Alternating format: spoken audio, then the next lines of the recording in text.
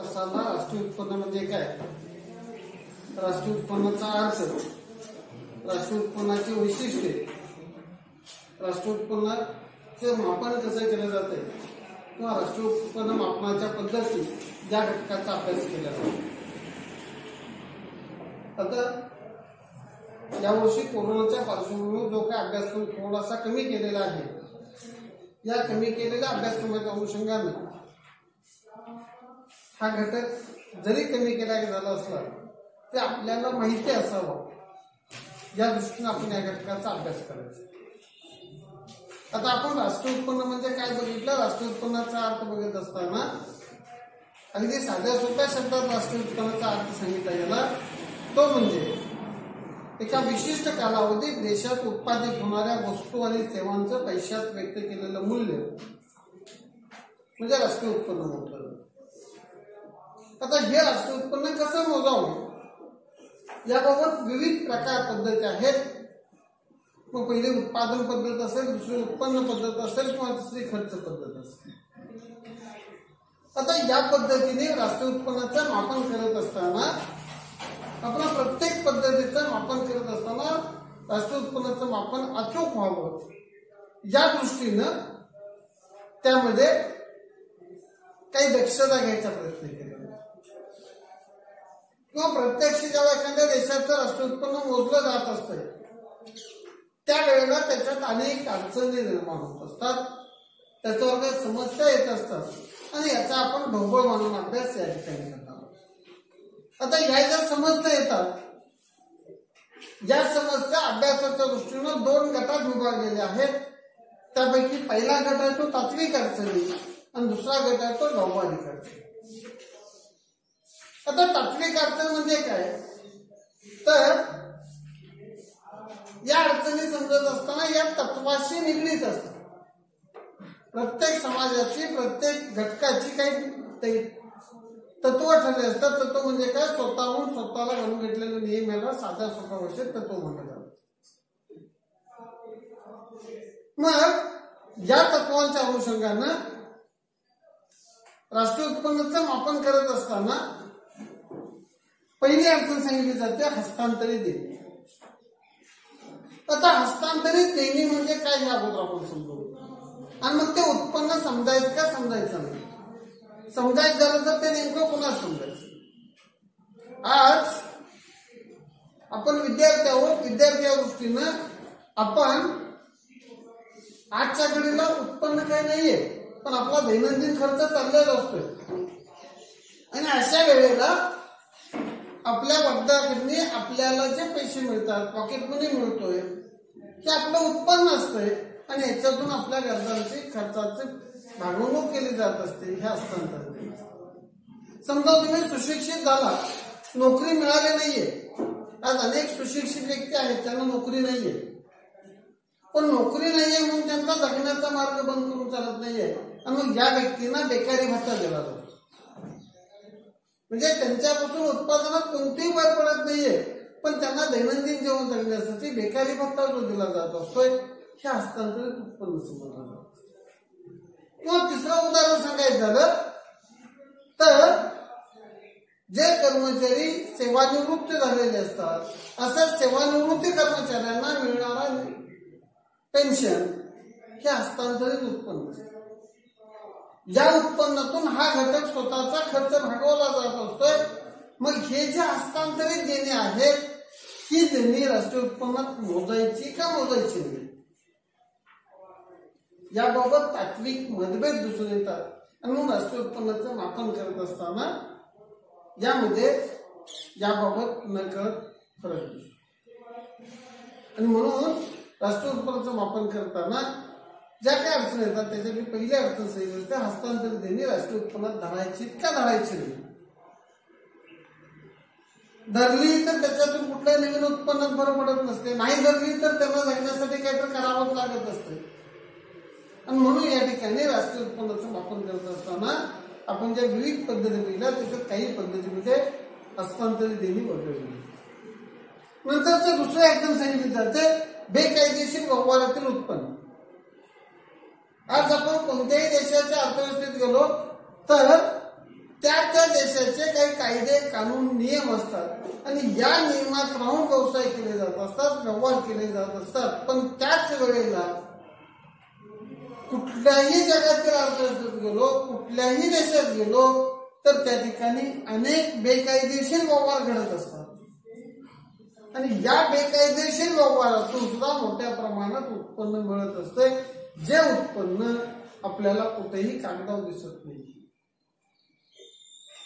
आता बेकायदेशीर व्यवहार म्हणजे काय, तर अनेक व्यवहार असे असतात जे कागदावर येत नाही. कायदेशीर आणि बेकायदेशीर व्यवहाराचा अर्थ सांगत असताना कायद्यानं मान्य असलेले जे व्यवहार आहेत ते कायदेशीर मानले जातात, पण जे व्यवहार कायद्यानं अमान्य केलेले आहेत असे जे व्यवहार असतात, ज्या व्यवहारातून सुद्धा मोठ्या प्रमाणात उत्पन्न होत असते, मोठ्या प्रमाणात उत्पन्नात भर पडत असते, त्याच्यातून मोठ्या प्रमाणात काळा पैसा निर्माण होत असतो आणि हा अर्थव्यवस्थेत कार्यरत असतोय, बाहेर जात नाहीये. अर्थव्यवस्थेत हा फिरत असतोय की लोकांच्या उत्पन्नात वाढ करण्याचं साधन. अगदी उदाहरण दाखल म्हणून बेकायदेशीर व्यवहार. आज महाराष्ट्रात दारू उत्पादन करणं ही कायदेशीर आहे, पण तुम्ही गडचिरोली जिल्ह्यात जर दारू उत्पादन करायला लागला तर तिथं बेकायदेशीर आहे. आज गुजरातमध्ये दारू उत्पादन बेकायदेशीर आहे. आज महाराष्ट्रात गुटख्याचं उत्पादन बेकायदेशीर आहे. म्हणून याचा महाराष्ट्रात म्हणा किंवा गुजरातमध्ये ह्या वस्तू खपल्या जात नाही असं नाही. त्याची बाजारपेठेत पुरवठा आहे, जो खातोय त्याला त्या वस्तू मिळतात, म्हणजे त्याचं कुठंतरी उत्पादन होत आहे, त्या उत्पादनात कोणती ना कोणती साधन सामग्री गुंतलेली असते आणि मग त्याचं तुमचे उत्पन्न होत आहे. हे असते उत्पन्नात धरायचं का धरायचं नाही. आज एखाद्या साखर कारखान्यात किंवा लायसन्स घेऊन दारू काढली तर तो कायदेशीर व्यवहार झाला, पण एखाद्यानं कुठंतरी चोरून भट्टी लावली तर तो बेकायदेशीर व्यवहार. पण आहे ना त्या ठिकाणी आज अनेक व्यवसाय असे ते एका ठिकाणी कायदेशीर, एका ठिकाणी बेकायदेशीर ठरतात. आज आपण आपल्या मसाल्यातला पदार्थ सांगायचा झाला तर खसखसीचं उत्पादन आपण बघतोय. प्रत्येकाच्या घरात कमी अधिक प्रमाणात खसखस सापडेल, म्हणजे याचं कुठंतरी उत्पादन होतंय. पण आपल्या राज्यात मात्र खसखस उत्पादन घ्यायला गेलं तर ती बेकायदेशीर, त्याला परवानगी घ्यावी. मग याच्यातून जे उत्पन्न होतंय अनेक वस्तू असे की ज्या गरजेच्या आहेत, अर्थव्यवस्थेच्या दृष्टीने आवश्यक आहेत, समाजाच्या दृष्टीने आवश्यक आहे. आज आपण बऱ्याच वेळा आपली कामं करण्यासाठी लाच देतो, लाचेशिवाय व्यवहार होतात, सगळ्यांना माहिती आहे. पण लाच ही बेकायदेशीर आहे आणि मग याच्यातून जे उत्पन्न होत असते हे उत्पन्न राष्ट्रीय उत्पन्नात मोजायचं का मोजायचं नाही, ही तात्विक आहे. म्हणजे या ठिकाणी हे जे बेकायदेशीर व्यवहार आहेत, ज्या व्यवहारांना कायद्याने मान्यता नाहीये पण व्यवहार होतात, आपण ते ऍक्सेप्ट करतोय, आपण स्वीकारतोय. अगदी राजरोजपणे आज आपण जर बघितलं तर प्रत्येक ठिकाणी भ्रष्टाचार होतोय. लाच देणं, लाच मागणं हे बेकायदेशीर आहे, तर सुद्धा त्याच्याशिवाय कामं होत नाही. आपल्याला ते अनुभवले पडले. त्याच्यातून उत्पन्न वाढत असते, उत्पन्न भर पडत असते. अगदी आपल्याशी निगडीत सांगायचं झालं, आपण प्रत्येक वर्षी उत्पन्नाचा दाखला करतो. उत्पन्न दाखला काढण्यासाठी शासनाचा दर काय 30, 32, 35 रुपये, पण आपला तेवढ्याच उत्पन्नाचा दाखला निघत नाही. म्हणजे आपण ते स्वीकारलंय, त्याच्यातून उत्पन्नात भर पडते. मग हे जे व्यवहार आहे, किंवा अगदी दुसरं उदाहरण सांगायचं झालं, आज आपण आपल्या भागात मोठ्या प्रमाणात साखर कारखानदारी आहे. साखर कारखानदारीमध्ये आपण सगळेजण बघतोय ऊस वाहतुकीची वाहनं भरून रस्त्याने जात असतात. ट्रॅक्टरचा वाहतूक टनेज परवाना बघा आणि त्या भरलेल्या ट्रॅक्टरचं वजन बघा, त्याच्यात मोठ्या प्रमाणात बेकायदेशीर व्यवहार. पण आम्ही तिकडे दुर्लक्ष आहे.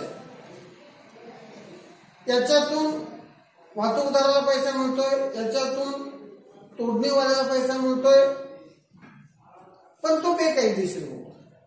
उत्पन्नात वाढ आहे, मग हे राष्ट्रीय उत्पन्नात धरायचं का धरायचं नाही. कारण राष्ट्रीय उत्पन्नाचा अर्थसंकल्प सांगितलं देशात उत्पादित होणाऱ्या वस्तू आणि सेवांचा पैशातील मूल्य, म्हणजे त्या ठिकाणी काहीतरी उत्पादन झालं पण ते काही काहीतरी आहे, त्याच्यातून कोणाला तरी उत्पन्न मिळालं ते घ्यायचं नाही दाखल करायचं. नंतर सांगितलं जातं विनामूल्य सेवा. आज आपल्याकडं अनेक सेवा ह्या विनामूल्य आपल्याला मिळत असतात. आपण रोज जाऊन घरात एकदा म्हणतो 2-3दा जेवतोय म्हणून आपण घरातल्याचे पैसे देत नाही, ही विनामूल्य सेवा. आज आईनं मुलाची केलेली सेवा, मुलग्यानं वृद्ध आई वडिलांची केलेली सेवा ही विनामूल्य असते. आपण त्याच्यासाठी वडिलांच्याकडे किंवा आईला पैसे देत नाहीये का तुम्ही दिले आई हे रोज मला तू भाकरी करून घालतेस, हे रोज तुझे एवढे पैसे घे. जर त्या आईनं नाही दिलं तर आपण बाहेर जेवायला रोजचं किमान रोजचं 100 रुपये पाहिजेत आपल्याला 2 वर्षाच्या जेवणाचं. आज आम्ही आजारी पडलो, आजारी पडल्यानंतर आम्हाला दवाखान्यात ऍडमिट केलं, तिथं जे नर्स आहेत तेच काय मग मी जर घरात वडिलांचं आई वडिलांचं केलं, आम्ही आई वडिलांच्याकडे पैसे घेत नाहीये, विनामूल्य सेवा आहे. आज समजा तुम्ही आजारी पडला, दवाखान्यात गेला, आपल्याला डॉक्टरचे पैसे द्यावे लागतात, पण डॉक्टरचीच बायको डॉक्टरचीच पोर आजारी पडली, त्या दवाखान्यात ऍडमिट झालो, डॉक्टर त्यांच्याकडे पैसे घेत नाही, विनामूल्य सेवा आहे. आज अनेक वेळेला आपल्याकडे महामंडळाचे एसटी महामंडळाचे कर्मचारी काम करत असतात, त्यांना वर्षातून महिना 2 महिने काय असेल ते मोफत सेवा असते प्रवासाची, त्याच्याकडून तिकीट घेतले जात नाहीत, विनामूल्य सेवा आहे. मग या सेवा पैशात मोजायच्या का मोजायच्या नाही, मग त्या राष्ट्रीय उत्पन्न घ्यायचं का घ्यायचं नाही. आज क्लासमध्ये तुम्ही एखाद्या खाजगी क्लासला गेला असेल तिथे तुम्हाला पैसे भरले, पण त्या क्लासच्या शिक्षकाने किंवा तुमचे वडील शिक्षक आहेत कुठे क्लासेस घेतात ते पैसे मिळवतात, पण त्याच वडिलांनी तुम्हाला शिकवलं, घरातल्या मुलांना शिकवलं, आपण त्यांना पैसे देत नाहीये, विनामूल्य सेवा. मग या ज्या विनामूल्य सेवा मिळतात, या विनामूल्य सेवांचे पैसे द्यायचे का द्यायचे नाहीये, हे राष्ट्रीय उत्पन्नात द्यायचं नाही, ही तात्विक अडचण. नंतर तात्विक अडचण सांगितली जाते ते म्हणजे स्वउपभोगासाठीचं उत्पादन. आम्ही अनेक उत्पादन असं करतोय, उत्पादन करत असतोय, पण त्या उत्पादनाचा स्वउपभोग आपण घेत असतोय, त्याच्यासाठी आपण पैसे देत नाहीये. दूध उत्पादकांना घरात केलेलं दुधाचं उत्पादनापैकी तो सगळं डेअरीला घालत नाही, त्यापैकी बराचसा हिस्सा घरातल्यासाठी राखून. समजा तुमचं हॉटेल असेल आणि हॉटेलमध्ये तुम्ही मस्तपैकी भजी तळले आणि तुमच्या कामगारांना हॉटेलच्या 2 प्लेट भरले तर आज नेऊन भजी खाल्लेत, आपण त्याला पैसे घेत नाही. समजा तुमचं कॅन्टीन आहे आणि तुमच्या कॅन्टीन मध्ये तुमचे नातेवाईक आले, त्याला तुम्ही चहा नाश्ता दिलाय, आम्ही त्याच्याकडे पैसे घेत नाही, तुमचा उपभोग असतोय, मग याच्यावर काहीतरी खर्च होत असतो. आज साखर कारखान्याने उत्पादित केलेल्या साखरेपैकी काही हिस्सा साखर कारखान्याचे मालक सभासद यांना अल्प किमतीने दिला जातो, नॉमिनल किंमत असते, म्हणजे ती साखर मालकांनी स्वतःच्या उपभोगासाठी वापरली. आज साधं उदाहरण सांगायचं जरा, समजा एखाद्या कारखान्याचे 10,000 सभासद असतील आणि 10,000 सभासदांनी प्रति महिना 5 किलो साखर धरली तर 50,000 किलो साखर उपभोगासाठी गेली, म्हणजे ते उत्पादन झालं साखरेचं, पण ते मालकांना स्वतःच्या उपभोगासाठी वापरले, ते विकले गेले नाहीये. मग त्याचं उत्पादन बाजारपेठेच्या उत्पादनात राष्ट्रीय उत्पन्नात धरायचं का धरायचं नाहीये, हा तात्विक अडचण. नंतर सांगितलं जातं परकीय कंपन्यांचं उत्पादन. आता परकीय कंपन्यांचे उत्पादन म्हणजे काय, राष्ट्रीय उत्पन्नाचं मापन करत असताना संपूर्ण जग हीच एक बाजारपेठ झाली, संपूर्ण जग हीच एक अर्थव्यवस्था झालेली. अनेक कंपन्या जगात विविध ठिकाणी उत्पादन करतात, विविध ठिकाणी विकतात. आज आपण वापरणाऱ्या अनेक वस्तू भारताच्या बाहेर तयार होतात, आम्ही या ठिकाणी वापरतो. अनेक वस्तू आमच्या देशात तयार होतात, भारताच्या बाहेर विकल्या जातात.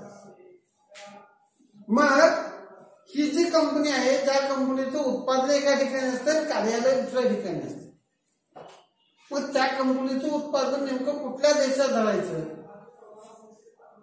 कंपनी कार्यालय त्या देशात धरायचं का उत्पादन केंद्र त्या देशात धरायचं?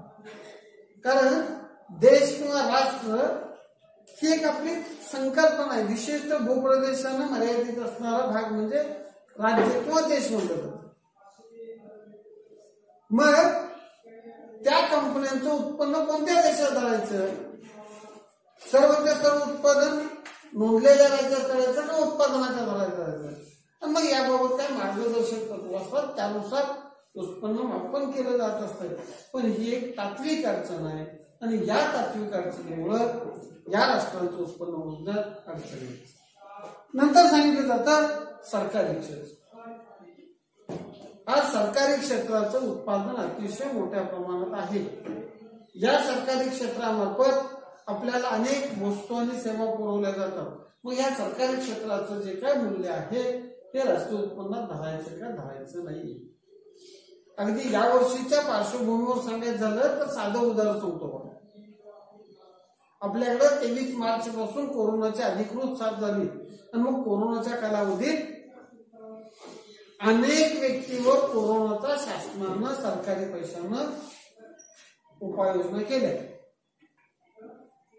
मग त्या उपाययोजना केल्यानंतर हे जे सरकारी हॉस्पिटल्स होती या ठिकाणी संबंधित व्यक्तीकडनं कोणताही चार्जेस घेतला असेल तर तो अगदी अल्पसा होता.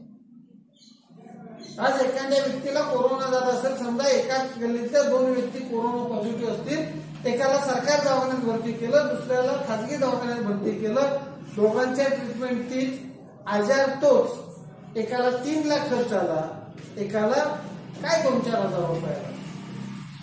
पण हा सरकारनं तुमच्यावर केलेला खर्च, त्या सेवेचं उत्पन्न आपण धरायचं का धरायचं नाही?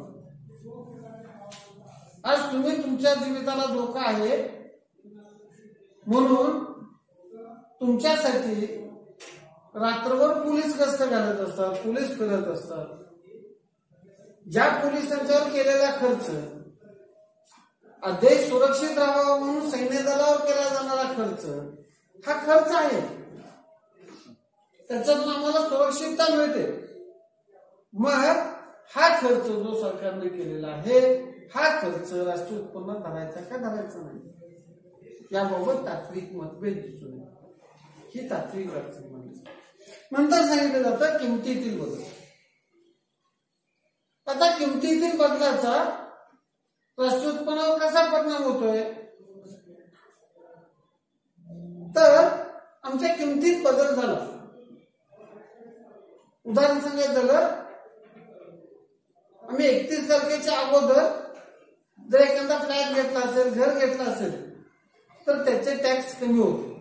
घर बांधलंय, अगोदरच विकायला आता ठेवलेलं आहे आणि टॅक्स कमी होतो. त्याच्यामुळं कालची किंमत आणि आजच्या किमतीत फरक पडतो.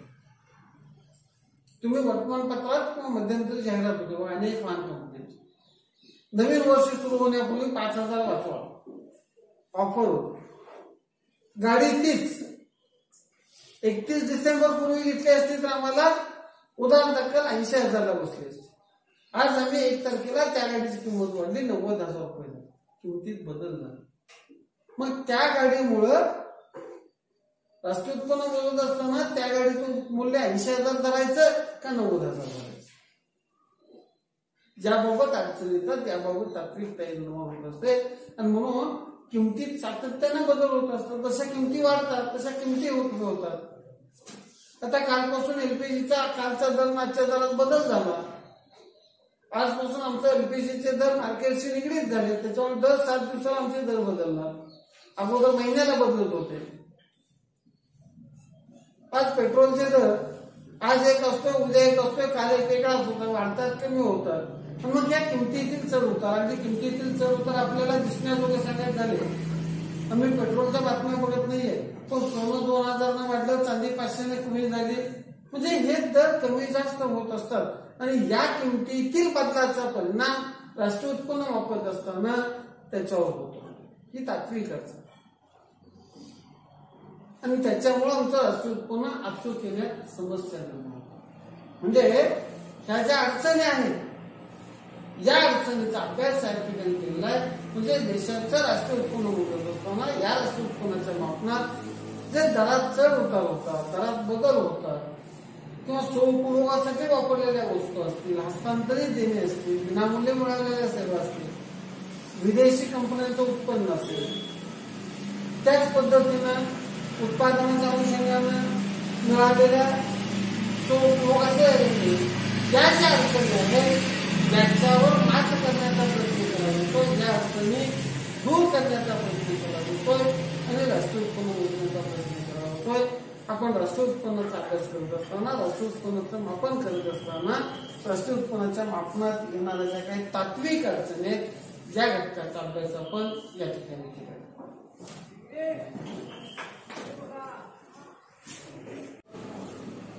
बाजारपेठ मूल्यमापन. आता या दोन प्रकरणांचा अभ्यास केल्यानंतर तिसरं प्रकरण जे आहे ते प्रकल्पाची निवड किंवा प्रकल्प निवड असतं त्याचं नाव.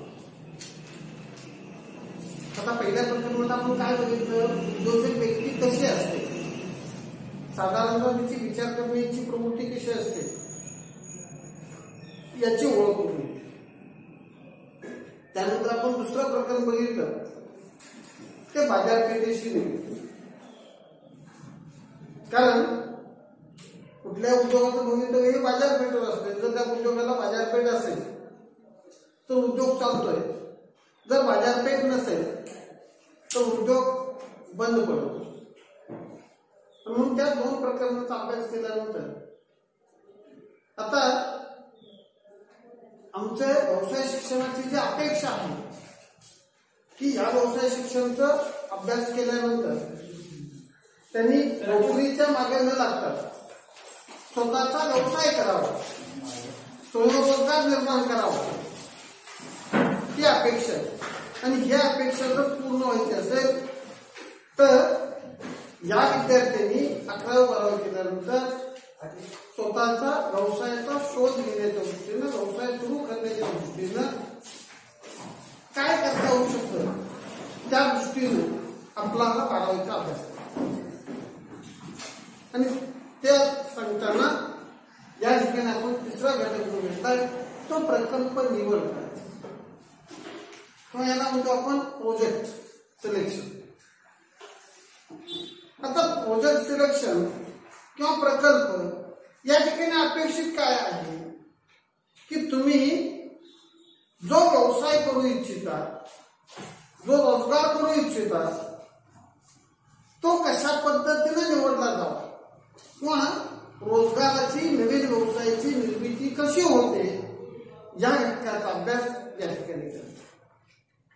आता प्रकल्प निवड किंवा प्रकल्प निवडचा अर्थ सांगत असताना प्रकल्प निवड म्हणजे काय तर याचा साधा सोपा अर्थ सांगितला जातोय की व्यवसायाच्या दृष्टीनं आमच्या मनात जी कल्पना आहे ती कल्पना प्रत्यक्ष अस्तित्वात आणण्याच्या दृष्टीनं केलेला नियोजित व्यवसायाचा जो आराखडा आहे त्यालाच प्रकल्प असतो. म्हणजे आम्हाला जो व्यवसाय करायचा आहे, आमच्या मनात जो व्यवसाय आलेला आहे हा प्रत्यक्ष उतरला पाहिजे. मग हा प्रत्यक्ष उतरत असताना त्याच्यासाठी काय करावं लागेल त्याचं नियोजन करणं, त्याच्यासाठी लागणारी संसाधनं एकत्र करणं आणि संसाधन एकत्र करत असताना त्याच्या एकत्रीकरणातून आमचं व्यवसायाचं स्वप्न प्रत्यक्ष आणणं, उद्योगाचं स्वप्न प्रत्यक्ष उतरण्याचा जो काय आराखडा तयार केला असतोय त्यालाच प्रकल्प निवड किंवा प्रकल्प असं म्हटलं जातं. अगदी एक साधं उदाहरण, आता आपण आपल्या शेजारी अनेक व्यक्ती घर बांधत असतो. एखादा रस्ता केला जातो, एखादा पूल बांधला जातो. तर हे जे घर असेल, रस्ता असेल, पूल असेल त्याचा आराखडा त्या क्षेत्रातील तज्ञ जो इंजिनियर आहे, सिव्हिल इंजिनियर आहे तो कागदावर पहिल्यांदा करतो. आता कागदाचं बऱ्याच ठिकाणी काम बंद झालेलं. तुमचं जे घर आहे आज लॅपटॉप सारख्या कॉम्प्युटर्सच्या साधनाच्या साहाय्याने तुम्ही लॅपटॉपवर ती डिझाईन कशी असेल, पूर्वी कागदावर फक्त रेषा असायची, त्या इंजिनियर शिवाय कळत नव्हतं. पण आज आम्ही घरात जे घर आमचं स्वप्नाचं घर आहे, जो पूल आहे, तो आम्ही कॉम्प्युटरच्या स्क्रीनवर, लॅपटॉपच्या स्क्रीनवर, मोबाईलच्या स्क्रीनवर इंजिनियर दाखवतोय. हे घर असं असणार आहे, या बाजूला एवढं पार्किंग असणार आहे, इथे अशा विंडो असणार आहे, हे असं बेडरूम असणार आहे, हे तुमचं देवघर असणार आहे, हा बैठकीचा हॉल असणार आहे. मग ते तो दाखवतोय आणि मग आपण ते बघतोय आणि हे जे केलेलं असतं त्या घराचं इस्टिमेट, त्या घराचा नकाशा म्हणून हा नकाशा पहिल्यांदा इंजिनियरच्या डोक्यात तयार होतो आणि मग प्रत्यक्ष जागे होते घरोघरात. तसं आम्ही जो व्यवसाय करणार आहे, जो उद्योग करणार आहे, या उद्योगाचा आराखडा पहिल्यांदा आपल्या डोक्यात असणं गरजेचं असतो, मालकाच्या डोक्यात असणं गरजेचं असतं. आणि मग तो प्रत्यक्ष उतरण्यासाठी काय काय करावं लागेल. दुसरे उदाहरण सांगतो. आपण टीव्हीला अनेक आपल्या घरात असतात, टीव्हीला एक मालिका बनवतो. यापैकी एक मालिका आता असं चालू असणारी, मालिकेतला इतर अनावश्यक भाग काढून टाकायचा, आपल्याला पाहिजे नाही तो घ्यायचा. सुंदरा मनामध्ये भरलेली मालिका बनवायची. त्याच्यात जो हिरो आहे त्याच्या डोक्यात अकॅडमी चालू करण्याचा, म्हणजे त्याच्या डोक्यात जो प्रोजेक्ट आहे, माझी अकॅडमी असणार, ज्या अकॅडमीमध्ये माझ्या गावातली मुलं शिकली जाणार आणि माझ्या गावातली मुलं नॅशनलला गेली पाहिजे. तर मग त्यासाठी तो अकॅडमीचं स्वप्न पाहत असतो. अकॅडमीचं स्वप्न प्रत्यक्ष आणण्यासाठी तो प्रत्येक घटकाला मन वळवण्याचा प्रयत्न करतो आणि मग त्या अकॅडमीचा प्रोजेक्ट रिपोर्ट करताना तुम्हाला दाखवतो. म्हणजेच हा प्रकल्प.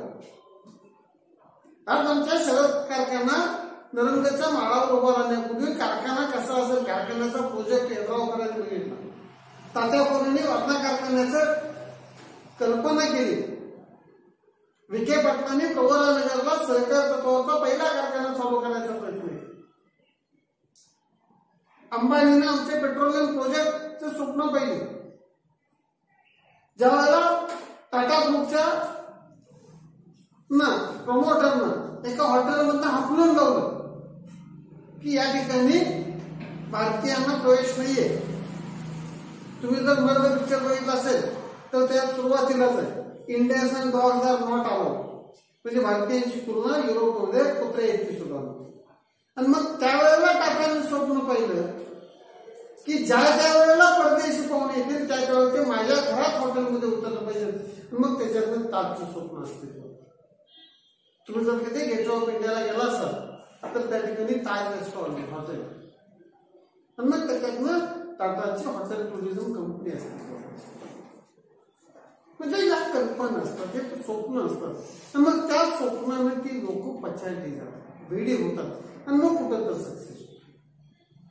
आज आमच्या एपीजे अब्दुल कलामनी स्वप्न पाहिले. तुम्ही जर त्यांचा अग्निपंख वाचलं सर आणि मग तो आराखडा डोक्यातून पुन्हा प्रत्यक्ष त्यामध्ये आपल्याला काय व्हायचं. आणि मग प्रकल्पाचा अर्थ सांगत असताना उद्योजकाच्या मनाची नियोजित उद्योगाचा आराखडा आहे, जे स्वप्न आहे ते प्रत्यक्ष उतरण्यासाठी काय करता येईल, काय काय अडचण येतील, त्या कशा सोडवल्या जातील, या दृष्टीने जो आराखडा तयार केलेला असतोय त्यालाच प्रकल्पाची निवड असते, प्रकल्प प्रोजेक्ट रिपोर्ट. आता हा व्यवसाय सुरू करत असताना त्याचा उद्देश काय आहे, तर आम्ही जेव्हा प्रकल्प तयार करतोय त्यावेळेला आम्हाला त्या प्रकल्पाचा अंदाज यायला असतो. आमचा संभाव्य प्रकल्प कसा असेल हे समजायला सुरुवात. आमचा संभाव्य प्रकल्प उभारत असताना त्यासाठी कोणकोणती साधनसामग्री लागणार आहे याचा अंदाज होतो. त्यासाठी किती निधी लागणार आहे याचा अंदाज आहे. आमच्या नियोजनाचा व्यवसायाचं भवितव्य कसं असणार आहे याचा अंदाज आहे. त्याच्यात कोणकोणत्या अडचणी येऊ शकतात आणि या आलेल्या अडचणी कशा दूर करता येतील त्याची उपाययोजना या ठिकाणी करतात. जसं मी तुम्हाला बघायला सांगितलं सुरुवातीला की आमचं घराचं स्वप्न पाहत असताना अगोदर ते घर कागदावर बांधलं जात होतं, आता ते लॅपटॉपला, कॉम्प्युटरला, मोबाईलच्या स्क्रीनला बांधलं जातं. त्याची पाहणी केली जाते आणि नंतर ते घर अस्तित्वात येते. मग त्याच्यासाठी लागणारी सगळी संसाधनं एकत्र केली जातात. म्हणजे हेच प्रकल्पामुळं तुमचं स्वप्न पूर्ण होण्यास मदत होत, अगदी कुठलंही असो. मग याच्यातूनच अनेक उद्योगांची निर्मिती होते. जसं मी तुम्हाला मागच्या एका तासाला नॅनो कशा अस्तित्वात आली, निर्मा उद्योग समूहाची सुरुवात कशी झाली हे जसं सांगितलं होतं, तसं कुठलाही प्रकल्प होत असताना कुणाच्या तरी मनात येते. राईट बंधूंच्या मनात आलं की हवेत पक्षी उडू शकतात, मग आम्ही का उडू शकणार नाही. मग त्याच्यातनं विमानाचा शोध लागला. कुणीतरी स्वप्न पाहिलं की चंद्रावर पाऊल टाकायचं, आणि मग त्या दृष्टीनं वाटचाल चालू झाली, म्हणून चंद्रावर पोहोचला. आज आमचा प्रोजेक्ट शुक्राचा वेगळा. म्हणजे ते प्रकल्प असतात, कुणाच्या तरी मनात नाही येत. आता याचा अर्थ बघितल्यानंतर आम्ही जो प्रकल्प करणार आहोत, या प्रकल्पाची ओळख कशी होती. आता प्रकल्पाची ओळख करायची म्हणजे काय, आम्ही जो व्यवसाय करणार आहोत, आम्ही जो उद्योगाचं स्वप्न पाहणार आहोत, या स्वप्नाच्या अनुषंगानं त्याची आपल्याला माहिती होणं. कारण कोणताही व्यवसायाची सुरुवात ही कोणाच्या तरी मनात झालेली असते, आणि म्हणून त्या दृष्टीनं सगळ्यात पहिल्यांदा जर काय असेल तर आम्ही कल्पनेचा शोध घेत असतो. आता कल्पनेचा शोध घेणं किंवा कल्पना मनात येणं, एखाद्या व्यवसायाची आयडिया मनात येणं, कल्पना मराठी शब्द. आम्ही कल्पना म्हणलं तर आमच्या डोळ्यावर कोणाचं वेगळं चित्र इथे नाहीये. एक मराठी पिक्चर असतं आयडियाची कल्पना. तर आमचा व्यवसाय काय असावा याची पहिल्यांदा कुणाच्या तरी मनात कल्पना आहे. कुणाच्या मनात ती कल्पना सुचते आणि मग तिथून त्याची व्यवसायाकडे वाटचाल चालू व्हायला असतो. अगोदर त्या कुणाच्या मनात यावं लागतं.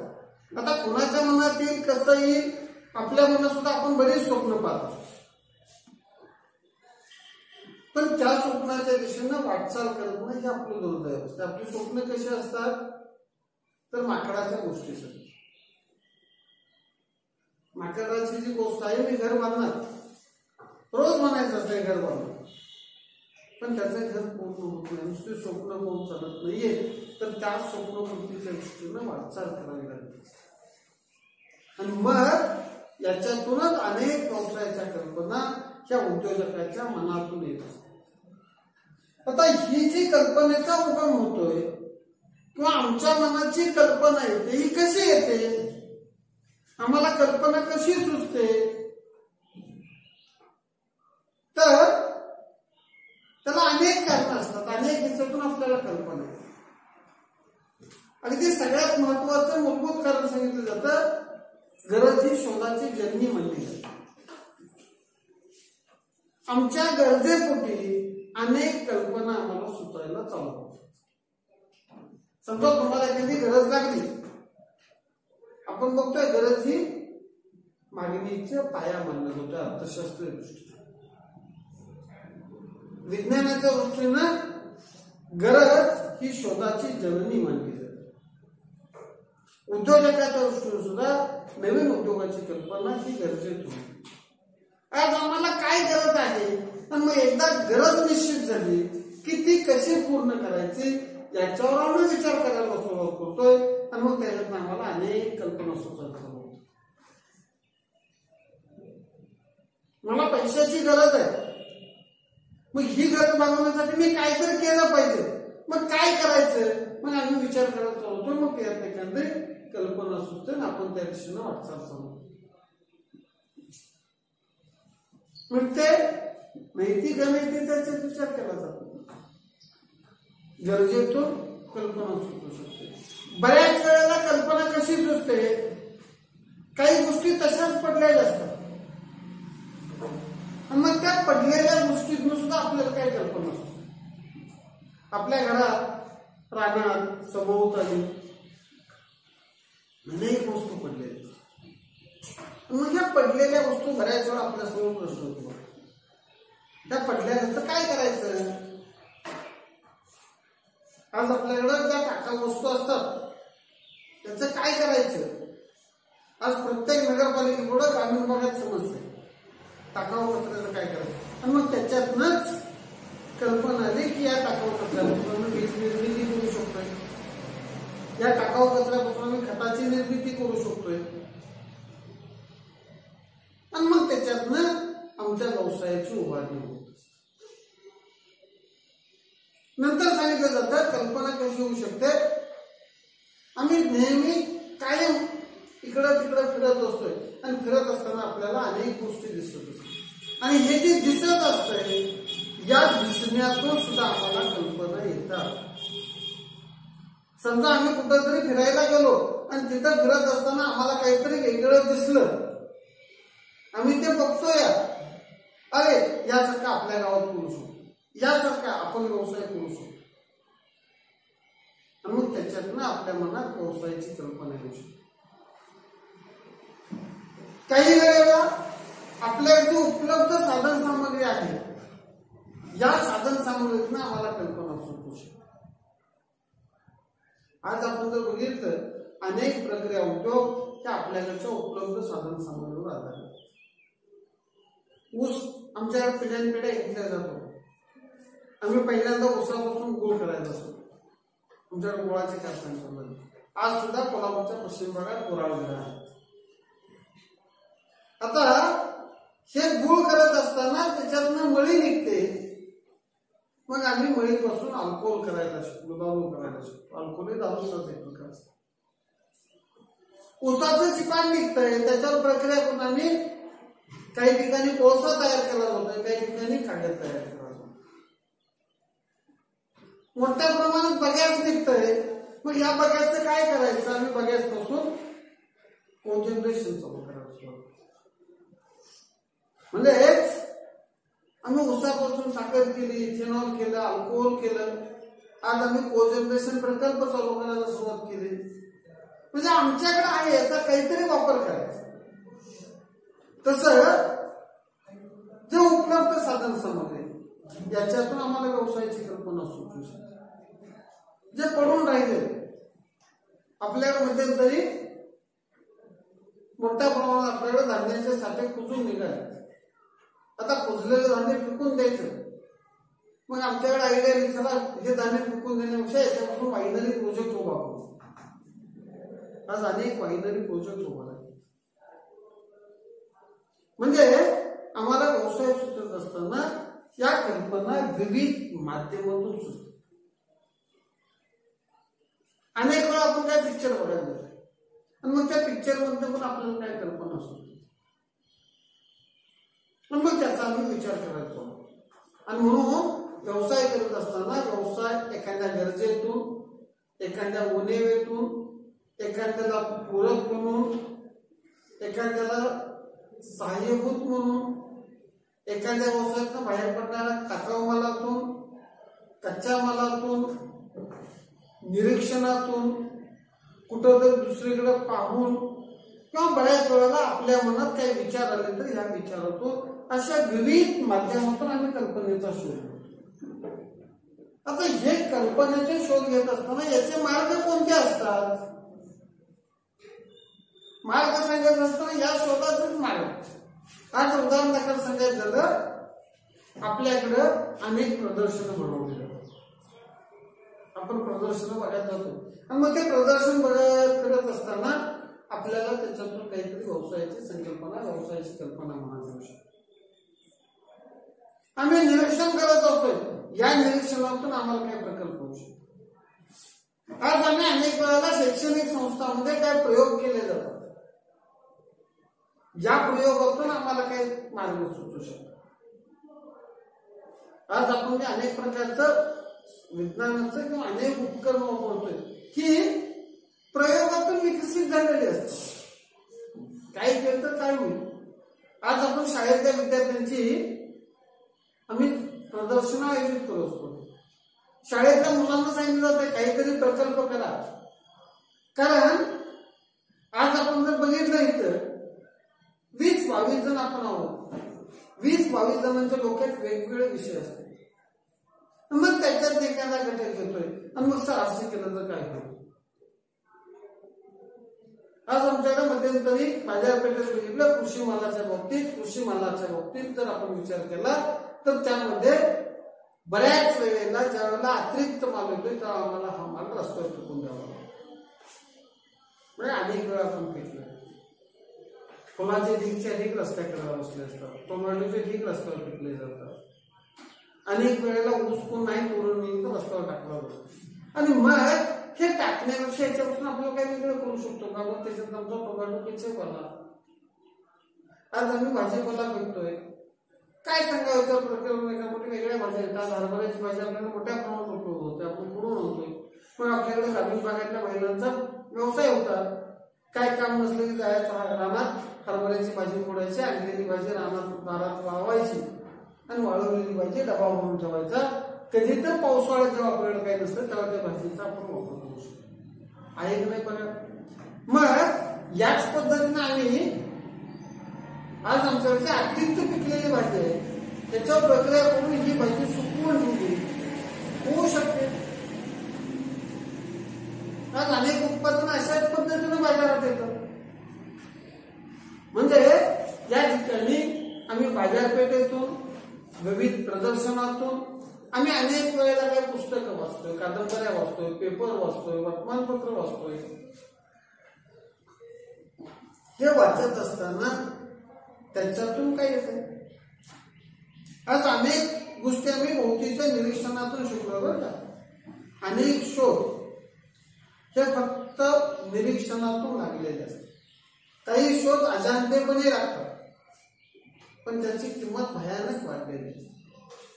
आणि मग याच्यातून आम्ही वेगवेगळ्या कल्पनेचं मार्ग घेतो. आता हा कल्पना आल्यानंतर आमच्या मनात एखादी कल्पना आली आहे की साधं उदाहरण एक प्रोजेक्ट सोडा आपल्याकडे. तुम्ही 10वी पर्यंत एक प्रयोग शिकला. काय प्रयोग शिकलाय की पाण्याचं H2O हे सूत्र आहे. म्हणजे पाण्याचं विघटन केलं तर 2 हायड्रोजनचा 1 ऑक्सिजनचा अणू. ऑक्सिजन हायड्रोजन स्फोटक आहे. ऑक्सिजन ज्वलनशील आहे. पण या दोन्हीचं संयुक्त पाणी मात्र ह्या सगळ्यावर पाणी फिरवणार. दोन्ही भिन्न भिन्न आहे. ऑक्सिजन ज्वलनास मदत करणारा वायू आहे, प्राणवायू आहे. हायड्रोजन स्फोटक आहे. पण याचं संयुक्त जे पाणी आहे हे पाणी मात्र कुठेही आग लागली तर ते विझवणार. भिन्न गुणधर्म. म्हणजे आम्ही त्याचा अभ्यास केला. काय केला की प्रयोगशाळेमध्ये पाण्याचं विघटन केलं. एक पात्र घेतलं, त्यात पाणी ओतलं, 2 नळसर घेतले, त्याला वायरी जोडल्या आणि एकीकडे ऑक्सिजन एकीकडे हायड्रोजन. आठवतंय का बघायचं. मग आमच्याकडे मुबलक पाणी आहे. मग का बरं पाण्यावर चालणारी गाडी तयार करू नये. आज त्या पद्धतीचा प्रोजेक्ट काही ठिकाणी संशोधन चालू आहे की आम्ही गाडी पाण्यावर चालवणार. आता पाण्यावर चालवणं म्हणजे पाण्यावर गाडी पळवणार नाहीये, पेट्रोलच्या ह्याच्यात पाण्याने. मग त्याच्यासाठी त्या पाण्याचं विघटन करणं, हायड्रोजन वेगळा करणं, ऑक्सिजन वेगळा करणं, त्याचा साठा करणं आणि त्याचं ऊर्जेत रूपांतर करून आमची गाडी पळवायला पाहिजे. काय सांगावं याला. कदाचित तुमच्या नातवंडाच्या वेळेला पाण्यावरची गाडी आली असेल. आज आमच्याकडे मुबलक सूर्यप्रकाश आहे. आज आमच्याकडे सोलरच्या गाड्या काही दिवसांनी येतील. कारण आज ते तंत्रज्ञान नवीन आहे, महाग वस्तू. आज आपण अवकाशाचे उपग्रह सोडले जातात. ही उपग्रह बरीचशी उपकरणाला लागणारी ऊर्जा ही सोलर मधनं घेतलेली. उद्या जर तुमच्या एखादा इलेक्ट्रिकलचा विद्यार्थी म्हटला काय नाही मी माझी गाडी त्याला घेणं परवडत नाहीये, आमच्याकडे पॅनल मिळतात, ते पॅनल मी जोडणार, दुहेरी फायदा होणार. माझ्या गाडीवर उन्हात न जात असेल मी त्याला छत केल्या करणार, वर पॅनल बसवणार, त्याला वायरी जोडणार, त्या खाली मोटरला जोडणार, माझी गाडी पळवणार. काय सांगा उद्या लोकांना लोकांना काय होऊ शकणार ना. का पाळायला काय अडचण आहे. लाईटवर मोटर चालतायत ते तर मान्य. आपण नवीन येताना एखाद्या तर 2 का 3 HP मोटर बसवलंय, मग 3 HP वर आमची गाडी पळायला पाहिजे का नाही? होऊ शकते. पुस्तकात नाही आपल्याला मिळालेलं नॉलेज, आम्ही शिकलो, फक्त तुम्ही त्याचा वापर वेगळ्या पद्धतीने करा. आम्हाला याच्यातून उद्योगाची कल्पना येते, व्यवसाय. समजा तुम्ही इलेक्ट्रिकलचे विद्यार्थी, आज आपल्याला वर्कशॉप काढायला पैसे नाहीये, पण आम्हाला फिटिंगचं ज्ञान आहे. एखाद्याला वाटलं चला आज आपल्या शेजारी, तुम्ही जर बघितलं ग्रामीण भाग असतो किंवा वडगाव सारखा भाग असतो, मला लाईटचं फिटिंगचं बऱ्यापैकी येते, मला त्याचा धंदा करायचा, पण माझ्याकडे पैसे नाहीये. मग 100-200 रुपये घेतले, 100-200 रुपयाची कार्ड काढली, व्हिजिटिंग कार्ड जी असतात ती, आणि आम्ही आमच्या परिसरातल्या दुकानदारांना, आमच्या परिसरातल्या हॉस्पिटलवाल्यांना, आमच्या परिसरातल्या लॅबोरेटरीला नेऊन दिली की हे फक्त ठेवा साहेब तुमच्या काउंटरला, तुमच्यातला कधी बल गेला काय प्रॉब्लेम मला फोन करा, मी लगेच येऊन बसतो.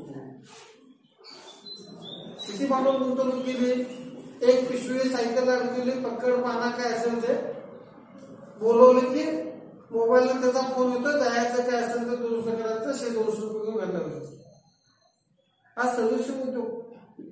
आज आम्हाला आतापर्यंत वाटत होतं किराणा दुकान आणायला आम्हाला बाजारात जायला पाहिजे, पण आज अमेझॉन आणलंय. अमेझॉनचं किराणा दुकान बघा तुम्ही, 30% डिस्काउंट द्यायला चालू झालं. म्हणजे या व्यवसायाच्या कल्पना विविध मार्गाने, आणि मग या कल्पना आल्यानंतर आपल्याला ज्या कल्पना सुचतात, या सुचलेल्या कल्पनेची छाननी करायला. आता कल्पनेची छाननी करायची म्हणजे काय करायचं, तर आमच्या मनात जी कल्पना आली त्याची व्यावहारिकता तपासायची. खरोखरच असं होऊ शकेल का? मग हे करत असताना आपण काय करतो, अनेक वेळेला तज्ञांचं मत घेतो, अनेक वेळेला आपण आपला जो जवाबाचा दोस्त असतोय, घरात आई वडील असतात त्यांच्याबरोबर म्हणतोय मी असं करू का, भले त्याला कोण विरोध देईल पाठिंबा देईल हा भाग आली. आम्ही जेव्हा एखादी संकल्पना सांगतोय लगेच ती स्वीकारली जात नाहीये, काही वेळेला स्वीकारली जाईल. आणि म्हणून मग आम्ही ती जी मांडलेली कल्पना आहे, आमच्या मनात जो कल्पना आलाय, समजा तुम्ही घरात सांगितलं बाबा मी व्यवसाय शिक्षणचं शिक्षण घेतलेलं आहे, 11वी पास झालेलो आहोत, पास झाल्यानंतर 6 महिन्याची मी अप्रेंटिसशिप केलेली आहे, मला आता त्याचं बऱ्यापैकी येतंय, मी नोकरी करण्याच्या बाबा मला थोडेसे पैसे द्या, मी धंदा चालू करतो.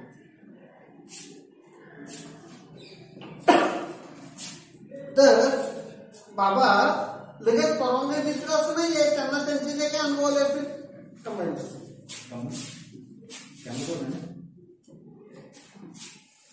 क्या